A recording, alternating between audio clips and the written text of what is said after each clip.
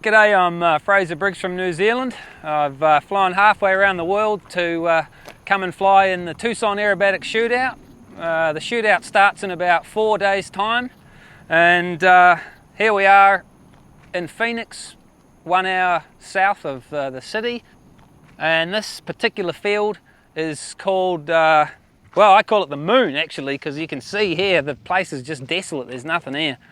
It's a great place for coming and flying model airplanes because they're really noisy and there's no one here to complain about it. It's Monday, the opening week of the Tucson Shootout, and it's a big logistics day. Everyone's coming into town, trying to get everyone set up with their equipment, planes unpacked, finding places to buy fuel, getting them to hotels, rental vans, maps to where to go and which way is north and all that kind of thing.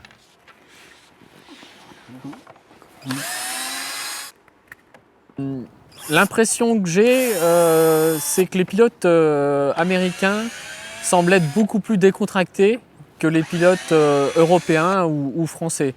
Dans leur façon de démarrer les moteurs, la façon de décoller et de tenir un peu la radio, on a l'impression de beaucoup plus de décontraction que nous en Europe où on prend le temps de tout faire, de se poser. C'est l'impression que j'ai, mais je pense que c'est le cas aussi.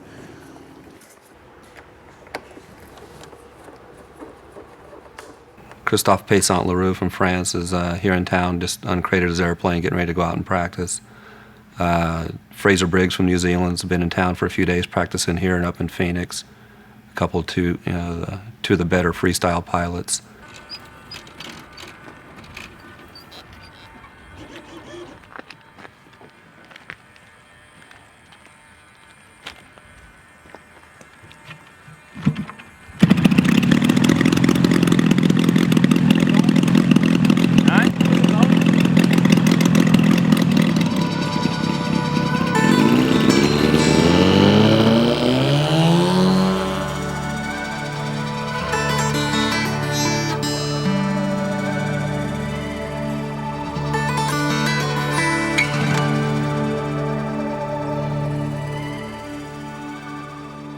It's having to do a negative snap from upright, that's the problem. Okay, let me just flip the page, maybe we'll do the known sequence, or unless you can find another one right there that we can just rip into.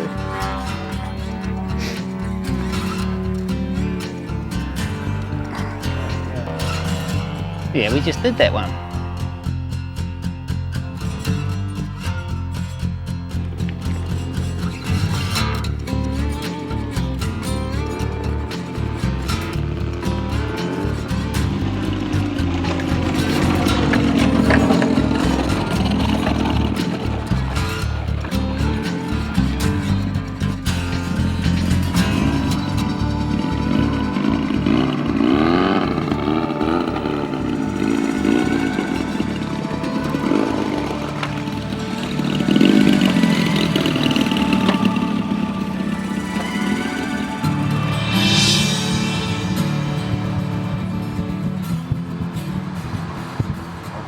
I don't practice like I should. I'll definitely be the one to admit that. This is the first contest in 2 years since the last TOC that I really have practiced for and put some time in, you know, and made sure to make sacrifices to get to the field day in and day out regardless of conditions.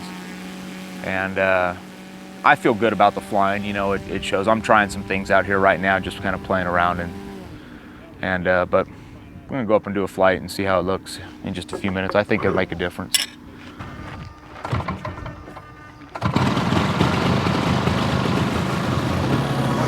Nah, it's good. Mine is good. Thanks.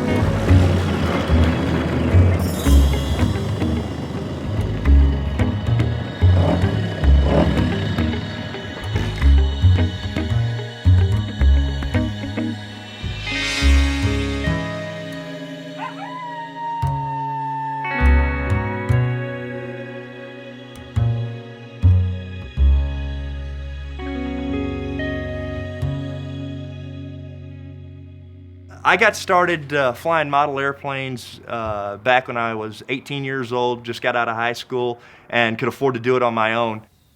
It's just so cool to do something this big. They look like the real airplane whenever they're up in the air, and they do things that the real airplane can't even think about doing. The airplane uses a lot of its gyroscopic effects to do things that a full-scale airplane's not capable of doing. The fact that kill a guy if he was actually riding in the airplane and taking that abuse.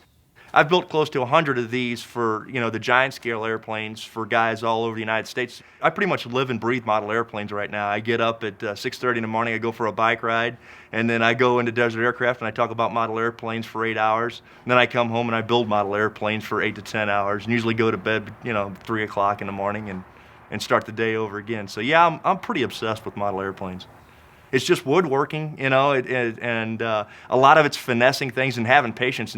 And if you'll ask my girlfriend, she'll tell you I don't have any patience. But whenever I'm building model airplanes, I have all the patience in the world, according to all my friends and buddies. This competition is one of the biggest in the world right now, and we've got some of the biggest names in the world coming in to fly this competition.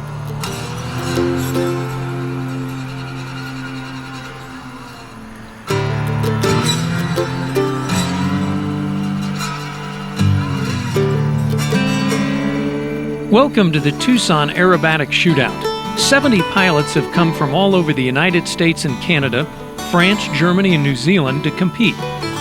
The top 19 pilots are here to battle in the freestyle, referred to as the ballet of the sky, and also in Unlimited, the top class of precision aerobatic flying.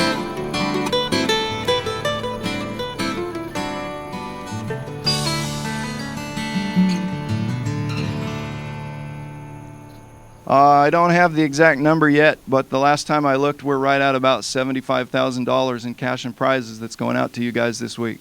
Okay. So big thanks to our sponsors.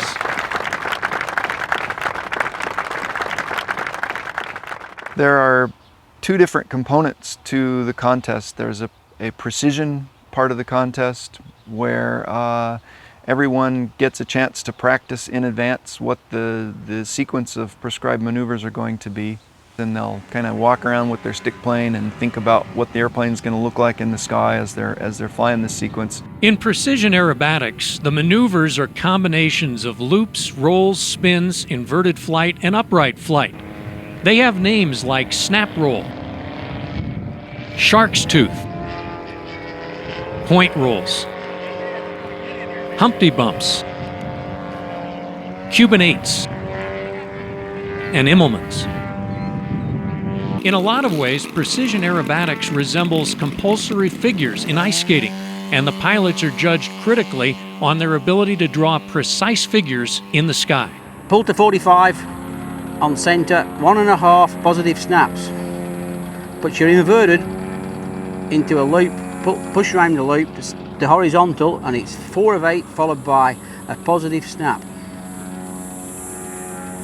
Okay, that looks pretty good. Right. Each pilot has a caller or second who stands behind them to keep track of the maneuvers, tell the pilot what's next, help the pilot land, and avoid mid-air collisions. Many of the callers are also the mechanics who help maintain the planes and prep them for each flight. Square loop. A couple of the key differences between, say, the precision pattern and the freestyle. In precision, we judge it by starting each maneuver with a score of 10 and working down to deduct points for flaws. In the freestyle, the pilot starts with a blank slate, a score of 0, and we build up their score depending on what they show us. They're essentially required to, for example, change the pace of the music. They can't do an entire 4-minute routine that looks like a ballet and is very graceful. They need to mix it up and have some hard, edgy, radical, extreme maneuvers as well, maybe to some faster music. And that's why you hear a medley of music in the 4 minutes, because part of the judging criteria is that they do change their pace. And freestyle is really showtime. And that's when people really come out and pull out all the stops and come out and show you what they can really do with their airplanes. So during the freestyle, the judges are looking for several different things. We have a written criteria. We're looking for originality, people creating kind of new figures that no one has seen before. We're looking for versatility. various really pushing the envelope of what kinds of flight regimes are possible with airplanes, from fast high energy flight to very slow and graceful flight to nearly fully stalled flight where the airplane is on the verge of not flying anymore, yet the pilots still show an amazing control of that. So it's really quite a show, and it's a lot of fun for the judges, and it's a lot of fun for the spectators. I think I would be a better overall pilot if I cut back on the precision side and spent more time having fun like most of these new upcoming young pilots do, because they're doing awesome freestyles and just blowing everybody's away. Yet when it comes to the precision side of it, where it takes hard work, dedication, and sitting out there with your nose to the grindstone, that's where they're starting to fall short because it's not as fun. Where I'm kind of the reverse of that, where I don't really want to have fun. I don't want to allow myself to have fun because I feel like I might be screwing off instead of concentrating on what I should be doing. C'est deux choses complètement différentes, mais je pense que je préfère la précision du vol. Peut-être que je préférais avant le freestyle, mais maintenant j'ai presque un peu trop peur quand je fais les freestyles parce que ça demande precision. That's what I enjoy most, precision, because that's the most difficult. I think like I'm in the plane. I feel like I'm one with it. It just comes to you. If it doesn't, you can't even do it, because if you have to think about it, it's too late.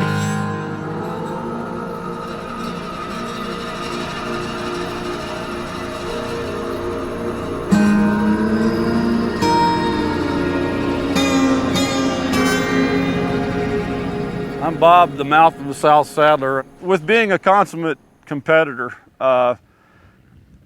comes the passion. You know, you have to have passion to get out there and fly as much as it takes to do this. You have to have passion to literally quit your job to clear out the schedule for doing this. Bill Hempel, he has really come a long way. Bill is a guy that practices very hard. He grew up in the hobby. His father owns a hobby shop right here in Tucson. He's a very gifted pilot, but you know, as far as the top 2 or 3 pilots in the world, it's a more natural thing for them. With Bill, his hard work has really paid off. I started when I was 5 years old. My father, as a hobby, he'd go out to the flying field and started off with small RC aircraft, and I tagged along with him and he taught me how to fly. When I was 7 years old, I started competing, and I'd go with him to his competitions, and I got involved in competing at the basic level. 5, 4, 3. Now performing the freestyle, Bill Hempel. 0.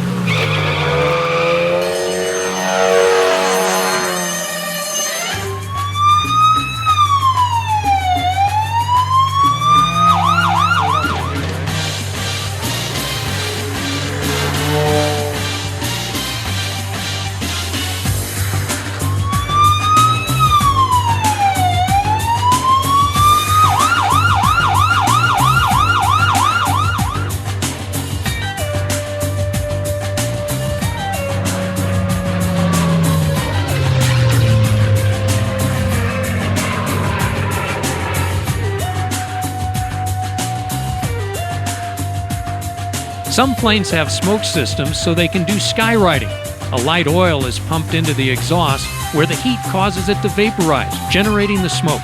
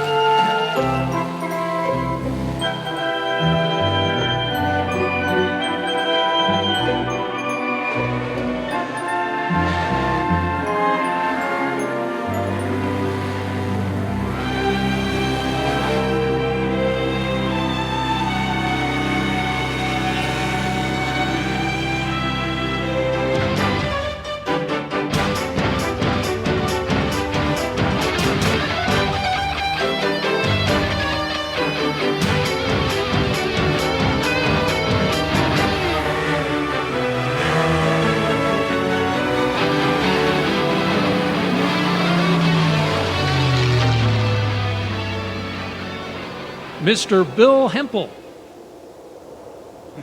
I felt good on that flight. That flight was solid and right in my face and down low, powerful, fast, and timed right to the music. It sounded worked good. out good. We'll see how it works out for the whole event. Well, I'm pretty happy. Desert Aircraft, founded by Dave Johnson, the primary sponsor of the Shootout, is one of the world's leading manufacturers of engines for giant-scale model aircraft. We started Desert Aircraft officially in 1992. We had been kind of playing at it for a few years and decided to make it a business in 1992. Our main purpose and goal is to build the best aerobatic engines in the world. We're lucky enough to have won most of the major competitions in the world with our engines and have most of the top pilots in the world flying our engines. Our engines are purpose designed for aerobatics. We specifically design these engines to have a power curve that's suitable for precision aerobatics. Most two-stroke engines like to turn at high RPM. That doesn't work well for aerobatic modeling. We need large props at low RPM, and our engines are designed to provide that type of power range. We can't really win the contest for them, but we could certainly lose it if an engine stops at the wrong time. So we don't get a lot of kudos when things go well, but boy, we could really catch heck if they don't. So we really do our best to make sure the engines are tuned. We try to get out while they're practicing and spend a little bit of time with them to really oversee their setups and make sure everything's going well and answer any questions they have and just give them the best shot we can to have a real successful contest. These planes weigh from 30 to 45 pounds and have engines that can develop double that much thrust. They can go 100 miles an hour, but they're not built for speed. The critical element is maneuverability, and most importantly, the capability to fly smooth, slow, and precise. They cost from $5,000 to $10,000 and can take 600 hours to fabricate. Historically, they've been made out of balsa wood and light plywood. More recently, engineers are using composites like carbon fiber and fiberglass. Giant scale means the planes are typically 40 to 50% of their full-scale counterparts. The planes are engineering marvels and works of art. My name's Mike McConville. I live in Monticello, Illinois. My father was in RC, so when I was born, my dad was already an RCer, so I grew up with it. I think at age 13, I decided to fly competition, so my dad and I built our first pattern airplane, as they're called, and started traveling around the contests. Just kind of learned as we went along and grew, and things kind of came together, and we ended up doing real well. In the third season, I ended up winning the U.S. Nationals. So, and that was a long time ago. It was 1981. So I've been doing it pretty much ever since. So I do this because I really love it. I love model airplanes. I love precision aerobatics and freestyle aerobatics, and this stuff just excites me, and I think it always will. What makes a plane fly? Well, in layman's terms, it's a combination of thrust and lift that the wing generates. So the engine produces thrust, turns the propeller, makes it move forward, and as the air moves over the wing, it creates lift and it flies. Well, the shape of the wing is very critical to generating lift, and depending on the type of airplane you have, that dictates the type of wing shape you have. You know, like an aerobatic airplane like this needs to fly upright as well as inverted in all attitudes, so it's a symmetrically shaped wing. It's the same shape top and bottom, so it flies the same upside down as it does right side up. Aerobatic airplanes basically have four basic functions. One that you can't see move is just throttle, and moving this stick moves the barrel on the carburetor and controls the engine speed when it's running. Then there's aileron control, and that controls the roll axis of the airplane. Then there's pitch axis, and that's the elevator at the back of the airplane. And then the last axis is yaw axis, and that's the rudder that controls that. And that's a little bit different than aileron, where aileron rolls the airplane, yaw slides the airplane this way. In aerobatics, at a level like this, the rudder is used quite a bit throughout various maneuvers. So when the airplane's flying on its side, for example, that's called knife edge flight, and it won't fly on its side without any control input, so you use what's called top rudder. As you roll to this side, use left rudder, and since it's on its side, the rudder's acting like an elevator. That creates a positive angle of attack, and the airplane lifts, and the fuselage actually generates the lift and not the wing. It's not like a full scale where you can feel it. You've got no feedback, so you're just doing it visually. Although at this level, a lot of pilots, you're so connected with the airplane that you almost have a feel for it. These scale models can do a few things that the full size can't do, because one, there's no pilot in it, so we're not feeling the G's. G-forces, so we can pull more G's in a full-size can. And another big factor, maybe even the biggest one, is the fact that we have much more power to weight than the big airplanes do. Where they're not even quite 1-to-1, we're far in excess of 1-to-1, so we can hang on the prop at low throttle settings and full throttle climb vertically out. A full-size can't do that. The two things that we've got, like I said, horsepower and also extreme control surface movement. When you're flying around doing precision maneuvers, you've got about that much movement from end to end. That's full down to full up. 3D aerobatics, we go extreme, 40 degrees or so movement. And that allows the airplane to just turn in its own space and do a lot of things that we didn't know were possible until 10 years ago. The electronic devices that are moving that are called servos. And airplanes like this, they're pretty specialized servos. They're very precise and very high torque. High torque is necessary because the airplanes are big, so they need a lot of strength to move a surface like that while this airplane's flying at 100 miles an hour. But while you're flying, a lot of the movements are very, very minute as you're flying to make the thing fly smoothly. They're very small.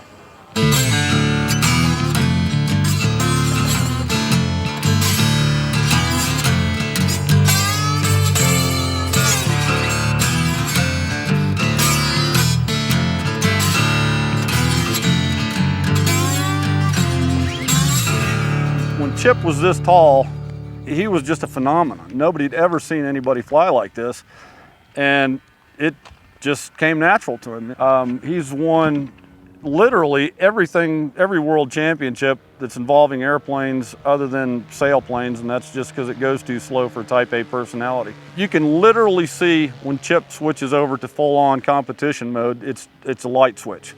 You can walk by and say, "Hi, Chip." Sometimes he'll acknowledge you, other times he's just going. He's not winning every contest like he used to win. He used to win everything. He used to dominate every single contest. It's not happening now. And he's feeling it. He's feeling it. I think he's 33 now. He's feeling like he's getting old. I said, wait till you're 40. He says, I'll never be there. I'll never get to 40. I want to beat Chip. My name is Chip Hyde. We're here in Sierra Vista, Arizona. This is my home.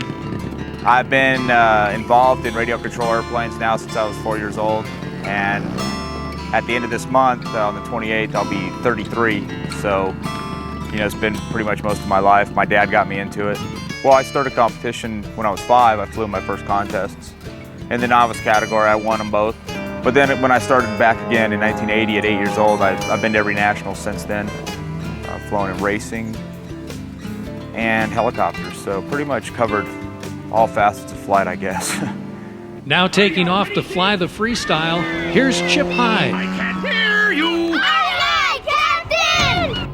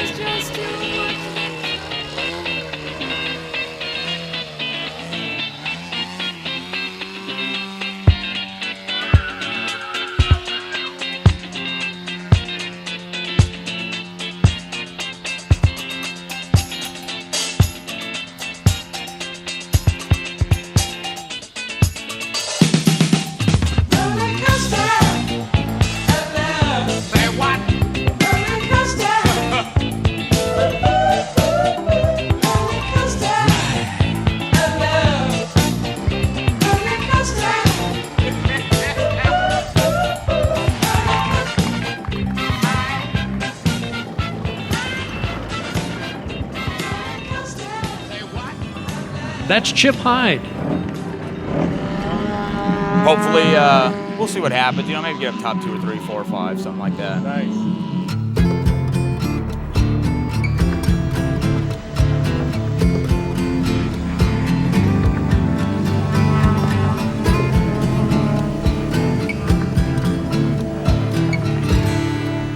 I'm an engineer and working for Airbus.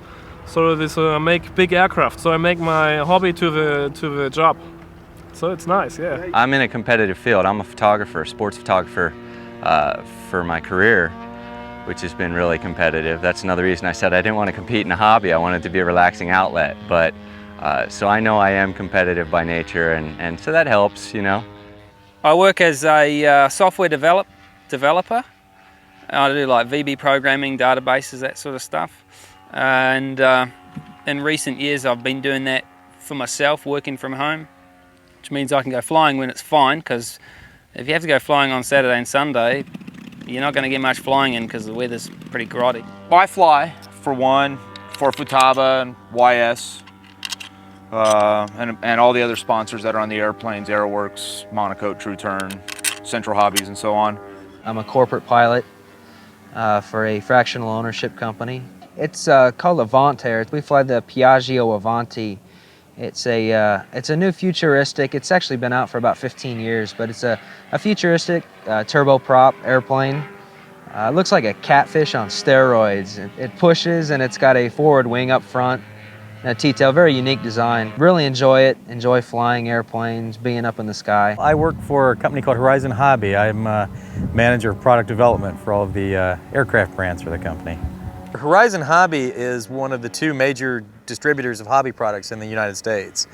The majority of guys who take this is more of it's a part-time hobby, and they like to spend some money and some time doing it, but not to this level. And that's where Horizon truly focuses on, is that kind of the hobbyist, not the insane competitor like we are. U.S. Army contracts Northrop Grumman to provide training for teaching the soldiers how to fly the Hunter unmanned air vehicle. My job as a flight instructor is to teach brand new 18, 19-year-old soldiers how to operate this system. I'm a UAV external pilot, so I'm a test pilot basically flying military radio control aircraft. They deploy these UAVs in Iraq and Afghanistan, so everything has got to be tested, everything has got to be proven, and that's what we're brought into, is to be basically a test pilot for these UAVs. The movie is starring Leonardo DiCaprio, and he portrays Howard Hughes. I flew all the airplanes in the movie, and we flew a Spruce Goose off the Long Beach Harbor, and we would go out there and we'd have to fly over the camera, and they'd animate it to make sure that I knew exactly the type of shot that they wanted. Right now I'm doing pool maintenance in the community where I live.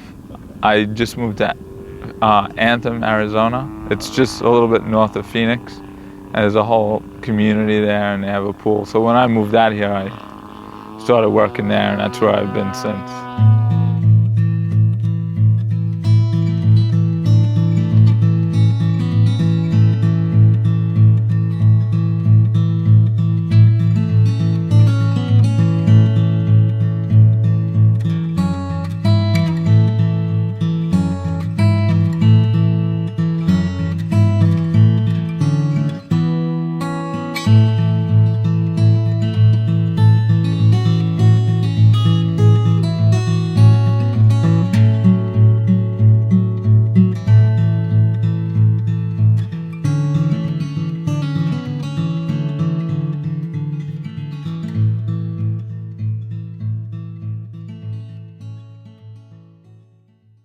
It never rains in Arizona until this week, maybe. We don't know. Right now, we're supposed to have great weather. It was looking like all last week, but as of today, they're forecasting possibly rain on Wednesday and Thursday, and that would really upset our apple cart a little bit. We're hoping that doesn't happen. As the round started, the weather was pretty nice, but then the wind slowly started coming up, and it became tougher and tougher on the pilots.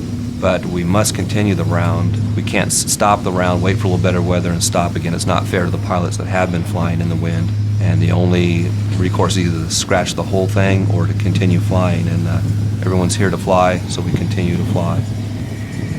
Visibility drops. The sandstorm gathers momentum, pounding the field and scattering the spectators. Pilots have planes trapped in the sky, concerned that a bad landing will be catastrophic. Tucson International Airport right now is reporting winds of gusts of 40 miles per hour. We're getting about 20 to 25 right now, so it's directly right across the runway, and it's very difficult to get an airplane back on the ground. So I lend my skill to those people who want me to help them land the airplane, just to help preserve the plane so they can have an airplane tomorrow to fly.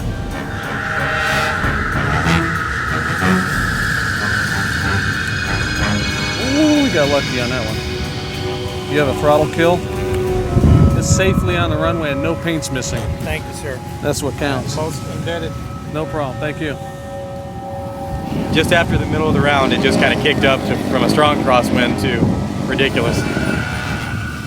This is just plain nasty. You have a throttle kill switch? Where is it? Right here and up here. Oop, wingtip. And right here. You're one of three.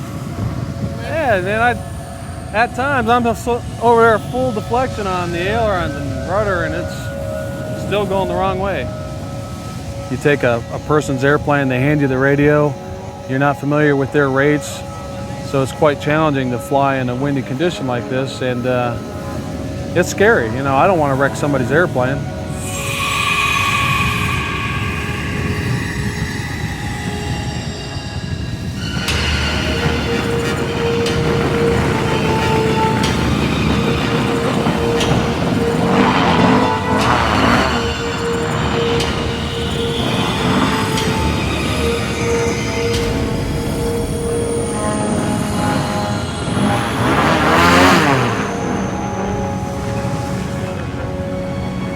Without exaggeration, it's the worst crosswind I've ever flown in my life. It's insane. It makes it interesting. Yeah, now I can say it was fun. Now I'm down and I crashed my airplane. Well, the wind has gotten very bad. The wind was forecast today to be at 20 mile an hour, and we're supposed to have rain coming in by 3 o'clock. I thought that my flight went real well. I mean, I'm very pleased with it. I couldn't have any. I couldn't ask for anything to be better for the conditions. So I still have an airplane too. Yeah, same here. Still have an airplane, flew good, no zeros. Right. Can't complain.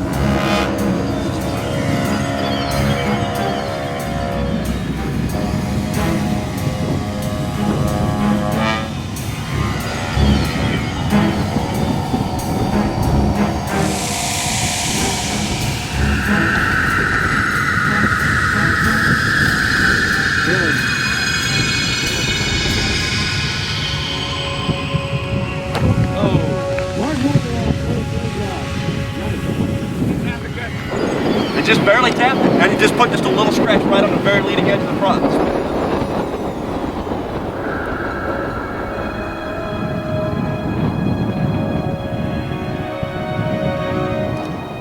Hey, you made it. Now you got something to talk about forever.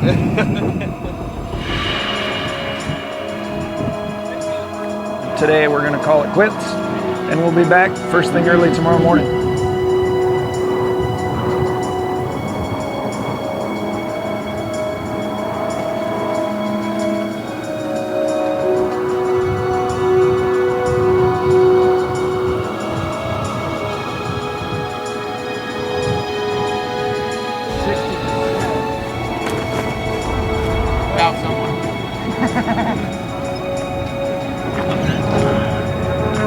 Almost. Makes it through everything else. Okay.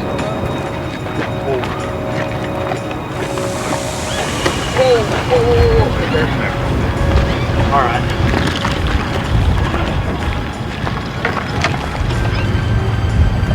Thanks for the help. Oh, you bet. No problem.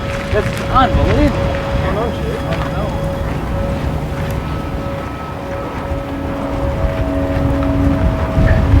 What's going on, Spot, man? baby. This is the vehicle that allows you not to use turn signals.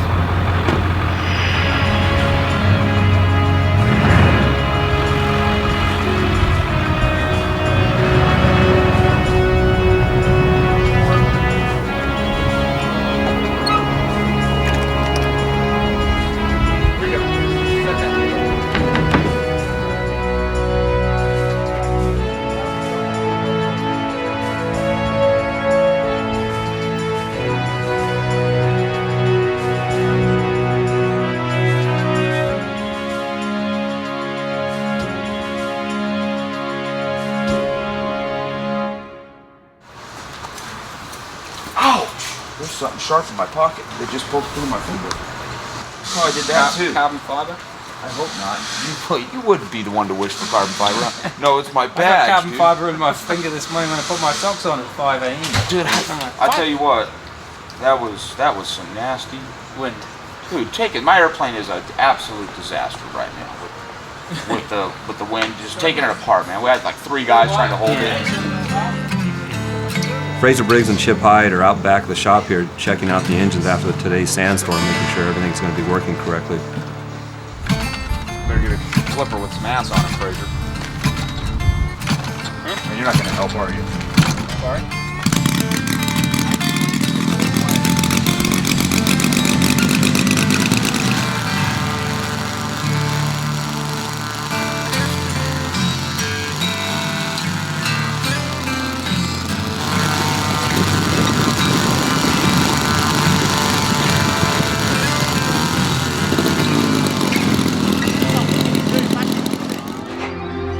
For the best RC pilots in the world, the day hardly ends with the competition. For hours, they labor into the night repairing their planes and tuning them for the next day's flights.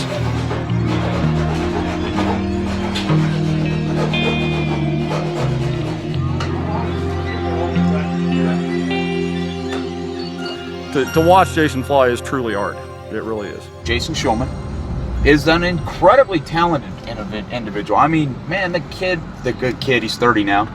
The guy can fly, and you know, his preparation is the most haphazard. His airplane building abilities are non-existent. His maintaining of the equipment is minimal at best.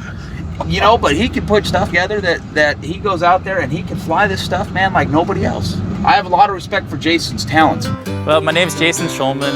I started flying when I was 3 and a half. That's when my dad figured we were ready to give it a try. It's model airplanes. Some of us take it really serious. Most of us, we just like to have fun with the hobby. I'm here for fun.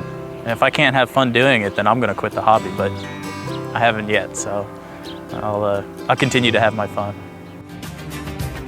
Jason Schulman.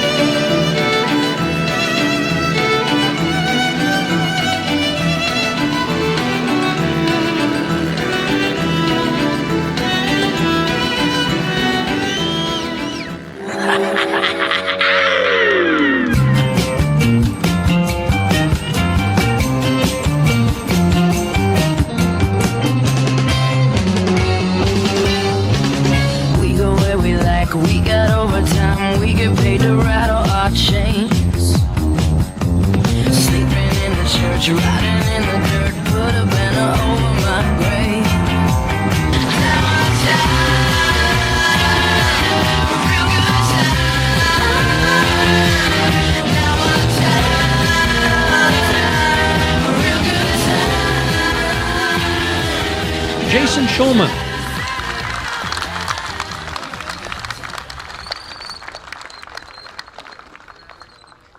You can always go until you hit the ground, but I'd rather keep it as low as it is above the ground. So if it stays above the ground, then I've gone low enough. My name is Anna Wood. I'm from Queen Creek, Arizona, which is southeast of Phoenix, and I'm the scorekeeper for this contest, the Tucson Aerobatic Shootout. Probably at the end of the weekend, we've got at least 30,000 data entries that we've done for the weekend to get all the contestants' scores in. So we want to try to make that as easy and as error-free as possible. So yes, before each start I make some superstitions. Mostly I turn around only to the left and not to the right my body, just before I switch on the engine. So I don't know why, but it's funny, yes. I know everybody makes something like that, and so me, I turned to switch on the engine, mostly one turn left round. So I don't know why.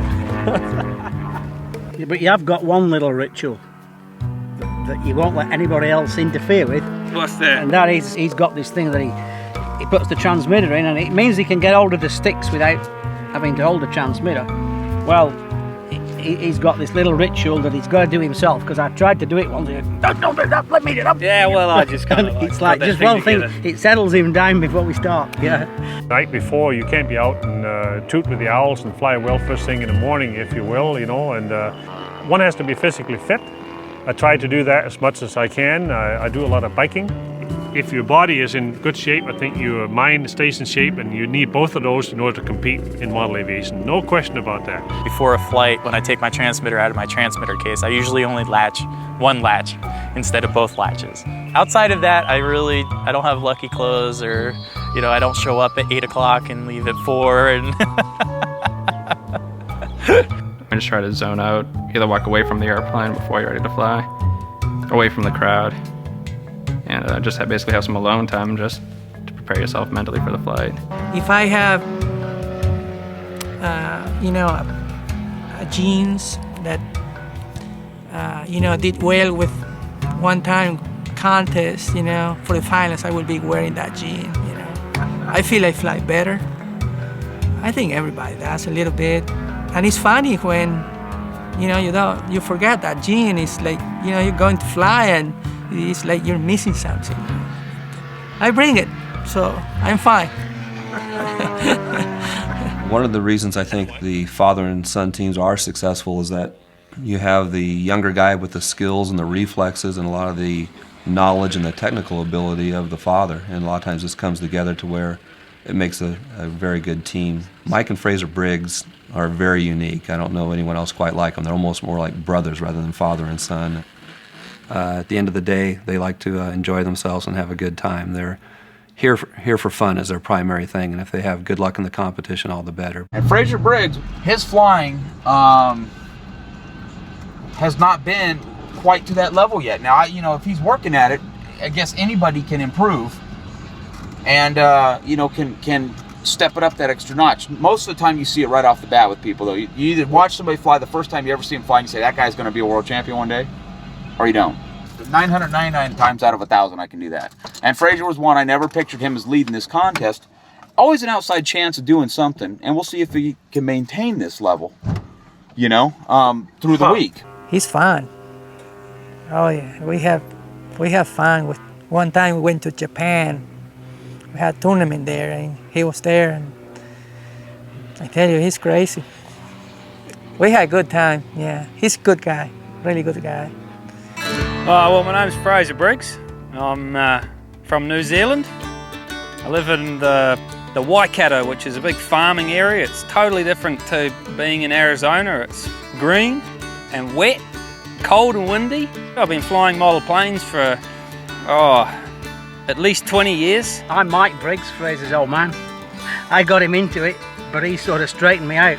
He used to tag along, and after a couple of years, he was flying the little airplanes around pretty good. He was really interested. School finished, and he was there gluing little sticks of balsa together.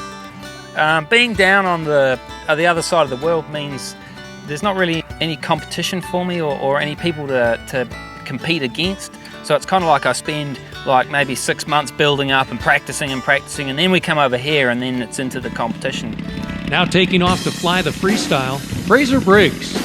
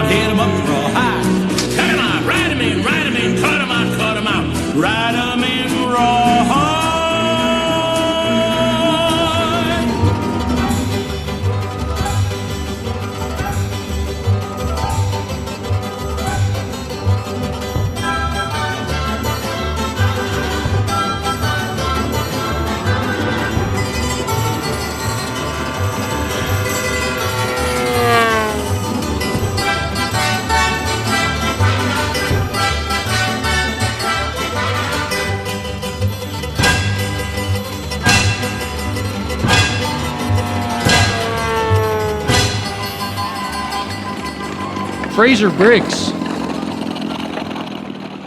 Oh, it was okay. Yeah, it was alright. I got a little bit off cue a couple of times, but yeah, just I mean, for the freestyle, already wasn't really too worried about it, and just a case of not breaking the airplane, making sure we get through the contest.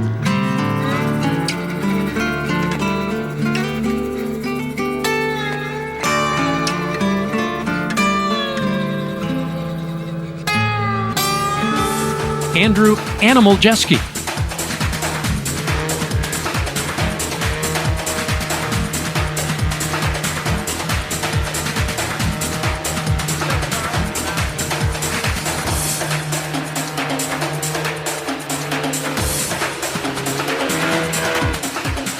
These pilots all make it look easy, but even the best thought-out flight plan can end in disaster. We got a little too low. A couple, just a little bit, but airplane survived. Not much you can do. Still in one piece, so it's all good. It made it through the weekend.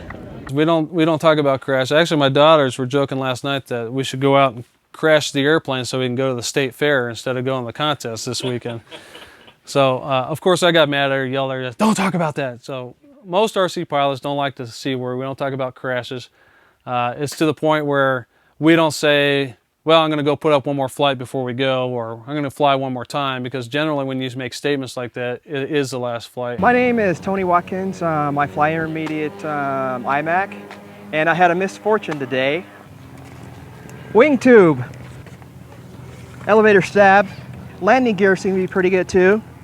The rudder servos, power box, the motor. Not too bad, but it can be repaired. Early on, equipment failure was a big issue we had to deal with, and devastating as it always is and always was in those days. You went on. True modelers, they always come back to build new airplanes, and I built untold numbers of airplanes in my day, and I have no idea how many, but lots of them. As we go into the final day of competition, nothing has been decided in the Precision Aerobatics Unlimited class. These guys are so close, any one of the top 8 could win it.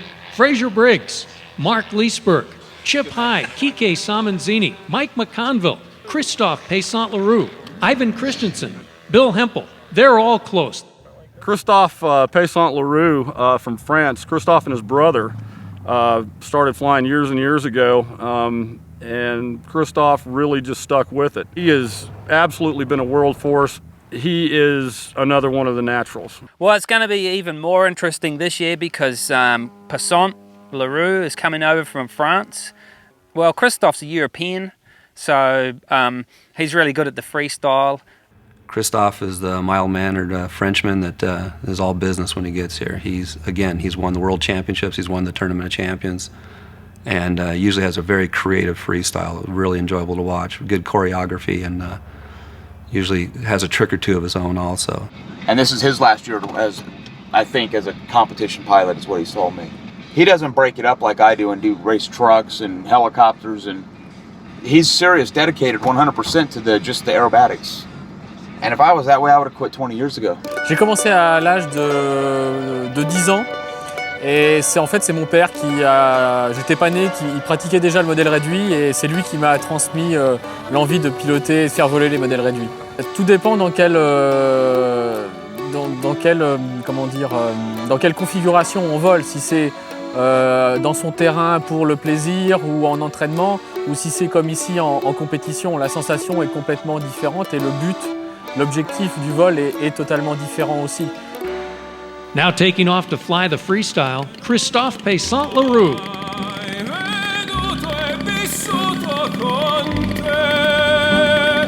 Adesso si vivrò con te, partirò su navi per mari.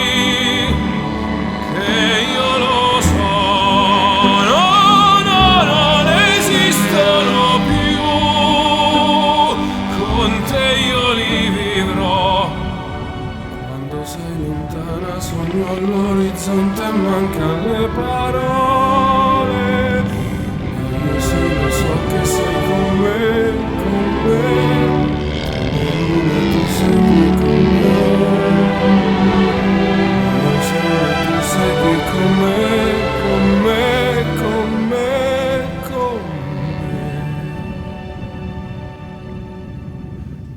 con te partirò.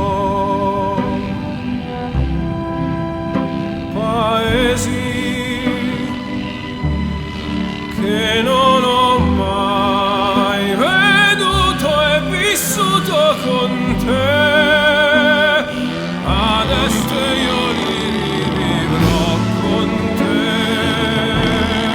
partirò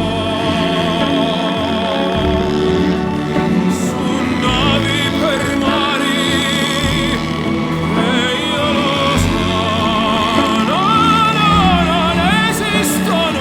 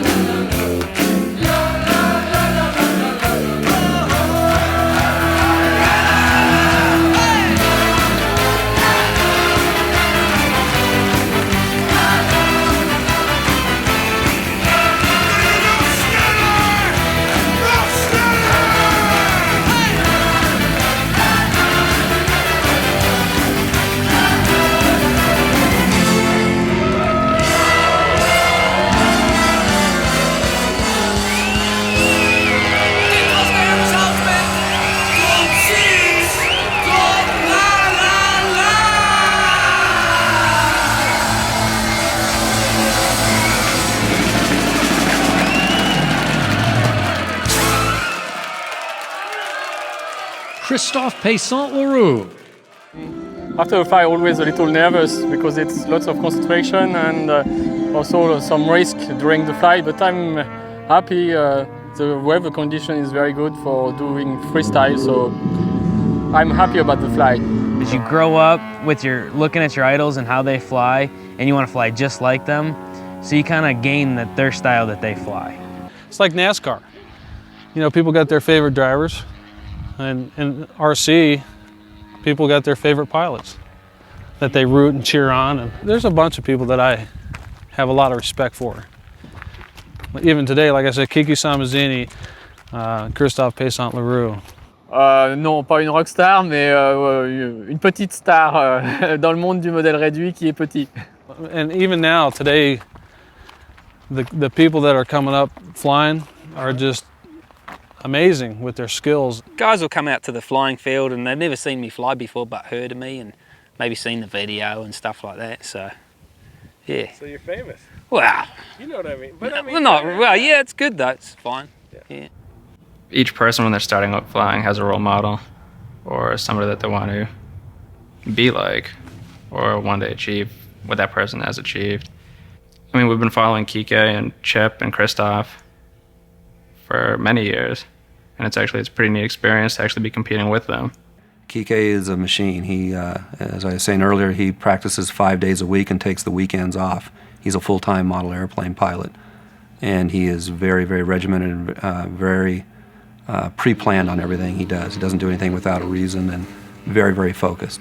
Kike came to the United States from Argentina a few years ago to work with Horizon Products and JR Radio to help develop and promote their products here in the United States and abroad. Kike is the consummate professional and just a real good guy. You know, I've gotten, since he became affiliated with Horizon and JR Radio equipment that he flies now, I think 2-3 years ago, I've gotten to know him a lot better, and my respect level for him, which I used to always respect him as a pilot, now just as a person, which is more important. I think he's a great guy.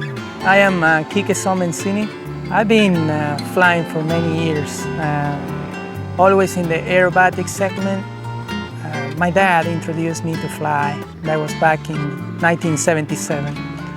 I was 9 years old at that time. He was a national champion flying aerobatics also. After only 3 months flying airplanes, I was already competing in the international level. After 1 year, you know, my dad and me compete for first place on the national championships, and at that national I beat him.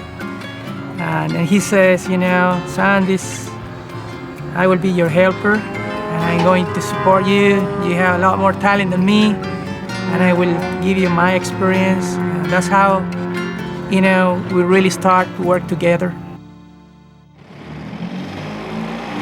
Kike Samazzini.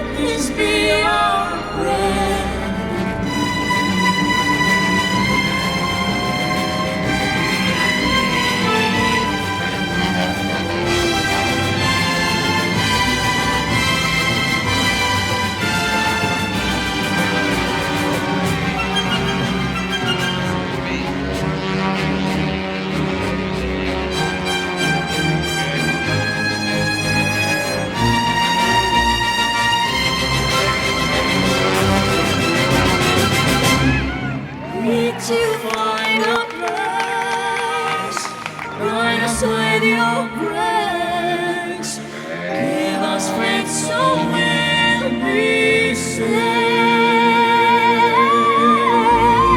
E la fede che hai acceso in noi,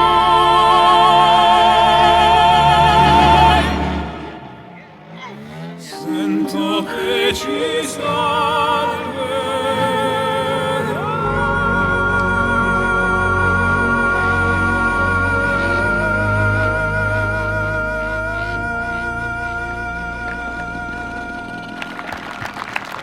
Kike Somanzini.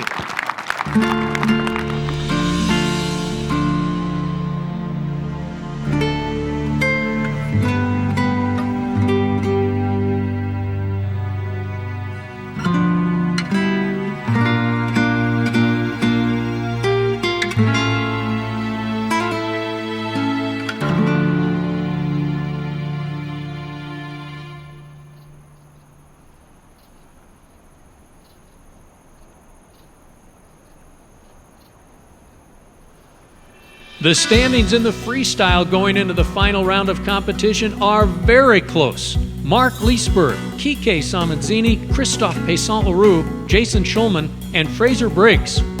In the freestyle, one hot flight can put a pilot in the money. Smokin' Joe McBride. We have a rule here, we can't touch the ground. And I don't want to touch the ground at all, of course. I don't want to touch it hard, that's for sure.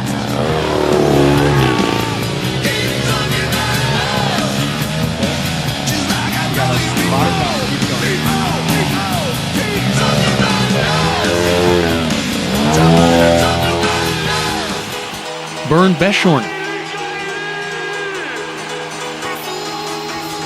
Freestyle is very, very good for spectators. We make maneuvers who are very spectacular. I like the feeling in my heart. It makes boom, boom, boom, boom.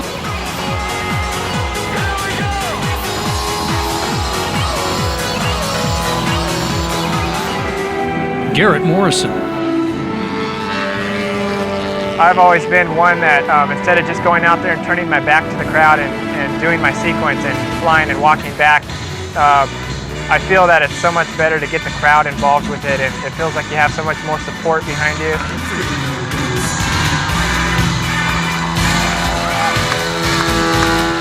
Mark Leesburg.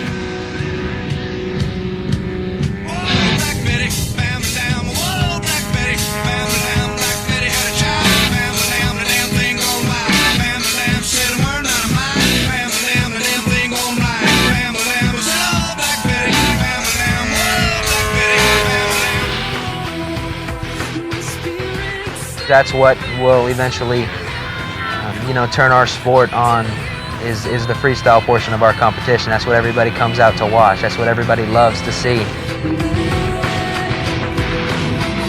Jason Knoll.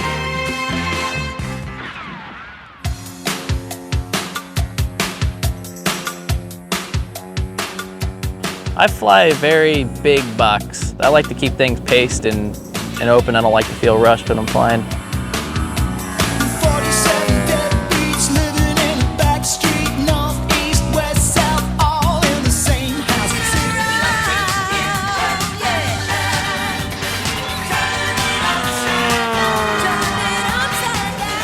John Glazelis.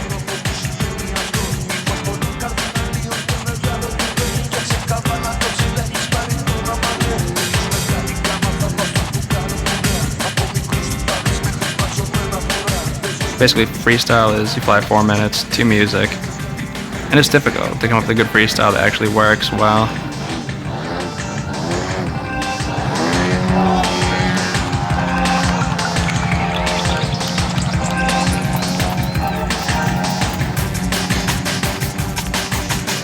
Sean McMurtry.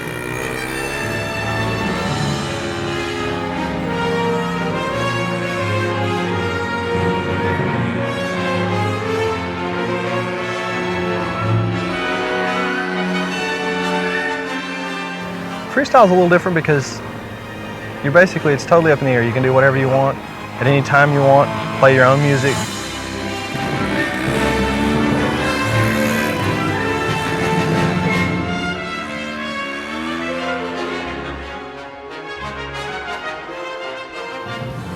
Ivan Christensen.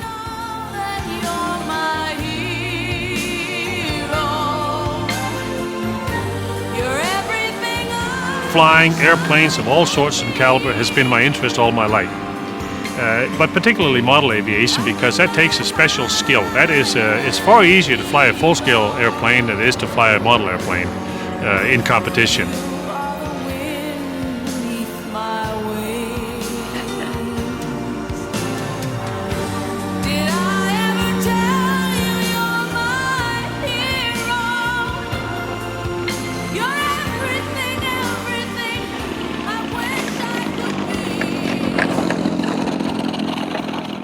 Oh, I feel great. It's been a fantastic week. And of course, closing the show, that's kind of a little bit of a special touch, you know, being the last man to fly.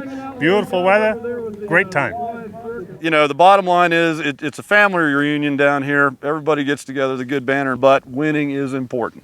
Never won a shootout. Been second twice. Or second and third, I guess, once. So, never won a shootout. So, this would be the one to do it at. Everybody's going to be here.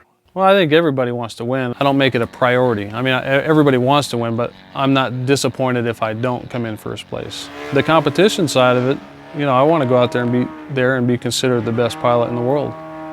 I think anybody that competes wants to be the best, wants to be like Kiki Samazzini or Christophe or, you know, one of the top pilots. Alors quand je gagne, je suis très content, mais en même temps, une compétition, ça dure longtemps, c'est plusieurs jours.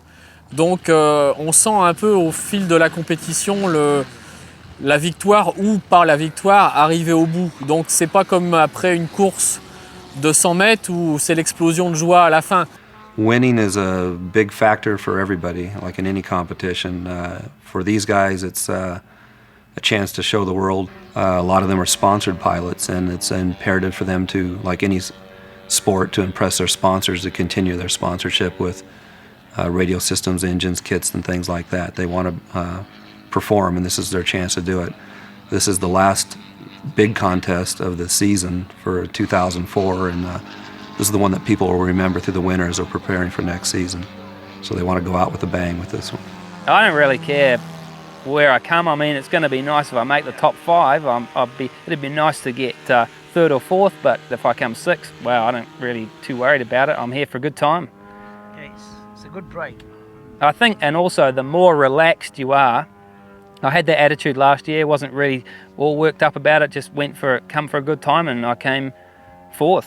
And I didn't really, I came 3rd, and I didn't really expect that. So I think being more relaxed about it helped. I think I'm dead last. And a lot of my scores weren't that bad. It's just that I zeroed a lot of maneuvers in each round. Like I zeroed like 2 and 3 zeros in each round, and that's all it takes. I had a rotten day too. I fell off a motorcycle the day I came down here for the contest from Phoenix when I left. So I was just feeling miserable. I wanted to just go home. I didn't even feel like doing anything the first day. I don't know, because I came all this way. What am I going to do? Cry baby home now? It's very important if I win this contest, because that would make it 3 in a row, and then I would be the only one who has won A class or any of the classes 3 times in a row. No one's won the event 2 times already, so I guess I've already accomplished that goal. But it'd be nice to take a 3-peat here. Came close last year, freestyle portion of it. Love pattern, you know, makes you a better pilot. But the freestyle is what I really enjoy. So we're gonna give it our best shot on the freestyle portion of the competition.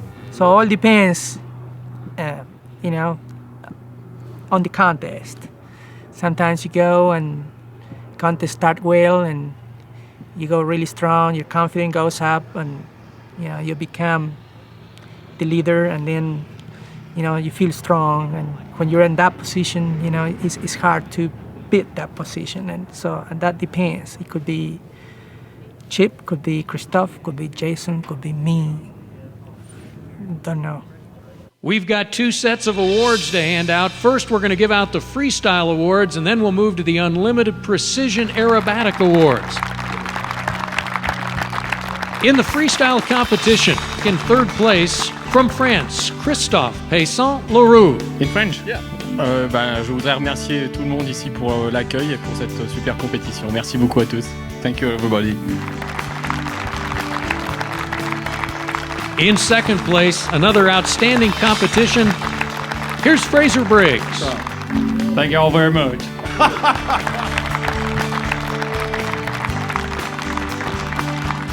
And our first place winner in the freestyle, let's welcome Kike Samanzini. Thank you, Dad.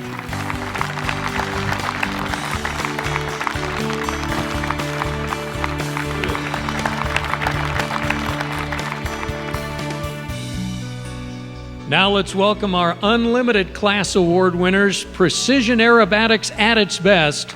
In fifth place, here's Chip Hyde.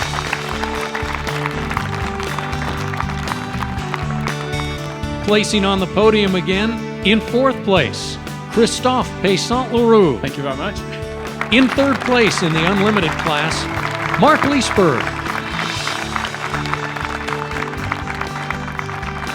The runner-up in Precision Aerobatics, here's Kike Samanzini.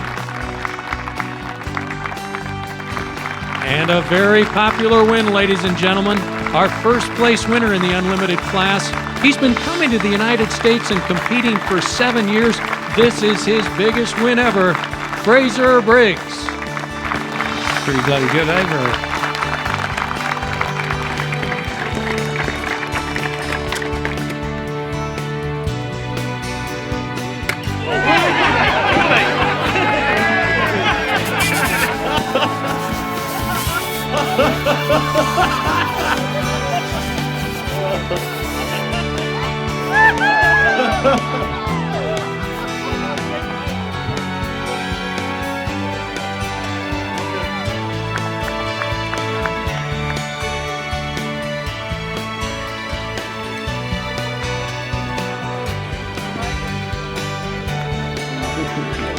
Where's the party tonight? Your place. All right, come on over.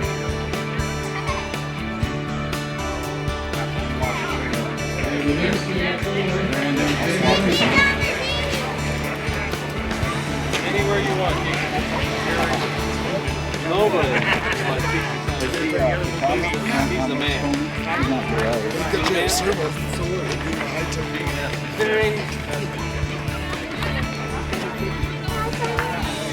All right, so you won. Yeah, we did. I can't believe it. We didn't come here thinking you must win. Like when you go to the Vegas to the TOC, if you don't win or get really high up, and it costs a whole lot of money, you know. But when we come to this event, it's always really relaxed, you know. And a week ago when you came and interviewed me up at the Moon, I mean, you're asking me all kind of weird questions. Who's going to win? And I'm like, well, I don't know. How long's a piece of string? Yeah, I mean, who knows? Last year I came third. I ain't going to win, I know that. And then the big surprise was coming second in the freestyle. I mean, you know, at the first round I came fifth.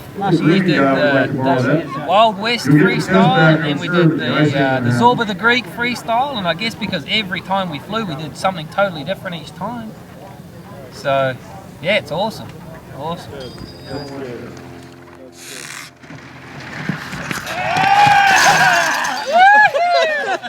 I didn't want to dunk him in the head. Get it. All right. I guess that's a wrap. That's a wrap. Thanks, you guys. Remember, we have a